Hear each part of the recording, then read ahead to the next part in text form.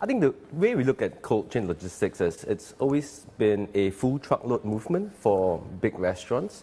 And I think what we have seen is the last 10 years, e-commerce has leapfrogged a lot of retail. But a lot of industries have been left behind, and one could argue that the inability to buy your favorite frozen Hokkien mee from Changi, because it's just too much of a hassle, is a problem of logistics. And what we are seeing is we are seeing a lot of pet entrepreneurs, start building much larger scale businesses, even here in Singapore, on the back of the ability to ship hundreds of pet cubes, pet food, which are frozen, prepared, raw, so much more easily than before.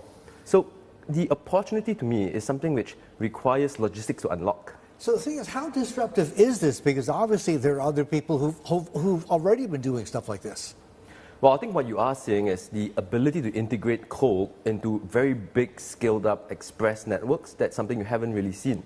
What you are seeing is an example is in Japan, where you see uni from Hokkaido being sent anywhere to any izakaya across the entire Japan in 24 hours at a very affordable rate. I think the ability to integrate coal efficiently with all the correct ISO standards into an express network, which is delivering your ambient iPhones, I think that's the key and that's the magic. So talk to us about how much it costs to upgrade and move into the value chain, because these cold storage facilities, perhaps retrofitting some of your existing vans, perhaps coming up with a network to manage the logistics, it doesn't seem like you can just pay for it out of your pocket.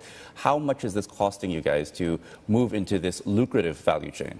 Well, it is costing us a certain extent, but it's much lower than you would expect. Okay. I think the key really is less about the capex than the opex. The opex of a dedicated cold fleet is terribly expensive, and it is very difficult to make sure that an entire truck is fully utilized when you are shipping all across the region. But the ability to co-load coal with ambient and ensuring that the quality is similar, I think that's where magic starts to happen. All right, so moving into cold chain and also B2B logistics, you've been doing this now for about 6 months since you announced it, I believe, in last April, if my math's correct. Has this already started to improve profitability, given the fact that in the last fiscal year, your net operating losses actually widened a bit? Oh, 100%. I think you start seeing all the numbers are coming through and we are forced to file in Singapore. Right. It is quite evident that a lot of these businesses have traditionally been using full truckloads or much more inefficient methods. When you layer on the efficiency of e-commerce into these existing models, I think you will see the margins improve tremendously. Right.